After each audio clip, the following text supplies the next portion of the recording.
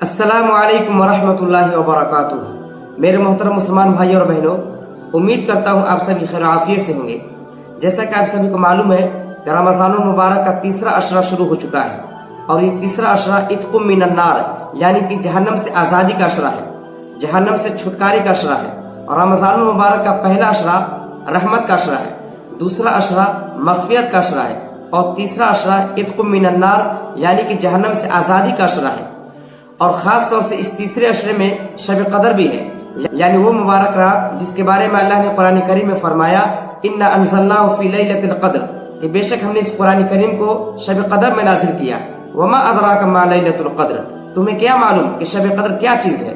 लैलतुल क़द्र खैरुम मिन अल्फ़ि शहर, शब कदर तो 1000 महीनों से बेहतर है। तो इस शब कदर की बड़ी अहमियत और फजीलत आई है।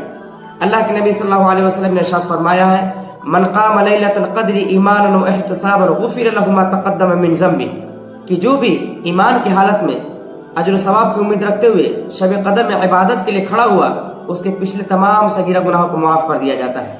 तो इसलिए शब कदर की बड़ी अहमियत और फजीलत आई है।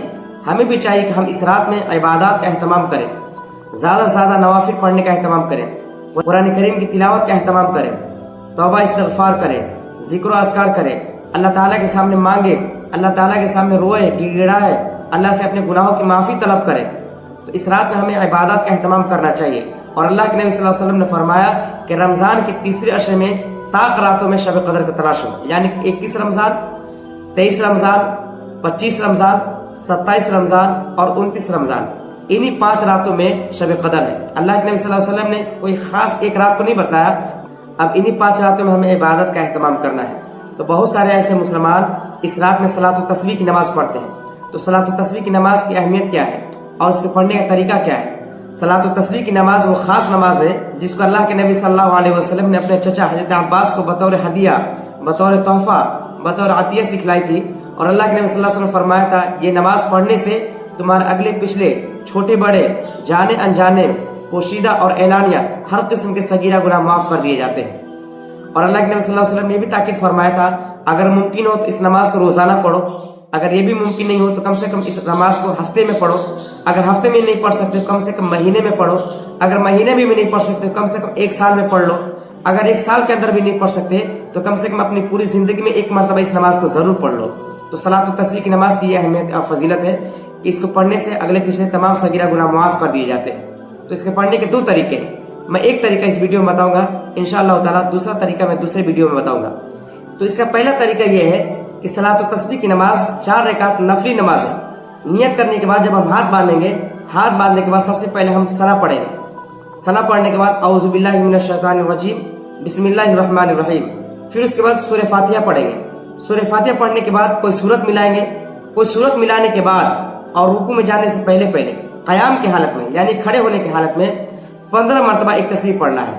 और तस्बीह क्या है? सुब्हानल्लाहि वल्हम्दुलिल्लाहि वला इलाहा इल्लल्लाहु वल्लाहु अकबर, यानी कि सूरह पढ़ने के बाद और रुकू में जाने से पहले खड़े खड़े कयाम की हालत में 15 मरतबा इस तस्बीह को पढ़ना है। सुब्हानल्लाहि वल्हम्दुलिल्लाहि वला इलाहा इल्लल्लाहु वल्लाहु अकबर।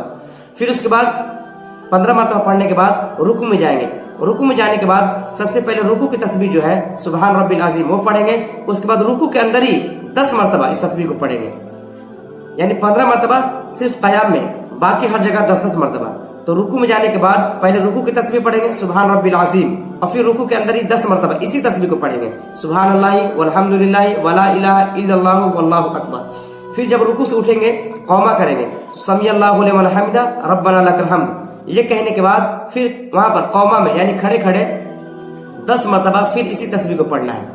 फिर उसके बाद 10 मरतबा पढ़ने के बाद पहले सजदे में अल्लाहु अकबर कहते हुए चले जाएंगे। अल्लाहु अकबर कहते हुए पहले सजदे में जाएंगे। पहले सजदे में जाने के बाद पहले सजदे की जो तस्बीह है सुबहान रब्बिल आला वो पढ़ने के बाद फिर पहले सजदे के अंदर ही यानी सजदे की हालत में ही 10 मरतबा इस तस्बीह को पढ़ना है सुब्हानल्लाहि वल्हम्दुलिल्लाहि वला इलाहा इल्लल्लाहु वल्लाहु अकबर। फिर उसके बाद अल्लाहु अकबर कह के बैठ जाएंगे, यानी जलसा, पहले सजदे से बैठ जाएंगे। जलसे की हालत में फिर 10 मरतबा इस तस्बीह को पढ़ेंगे। फिर दूसरे सजदे में जाएंगे। दूसरे सजदे में भी पहले सजदे की तस्बीह, उसके बाद 10 मरतबा इसी तस्बीह को, फिर अल्लाहु अकबर कह के बैठ जाएंगे, खड़े नहीं होंगे। पहले रकात पढ़ने के बाद दूसरे सजदा करने के बाद बैठ जाएंगे।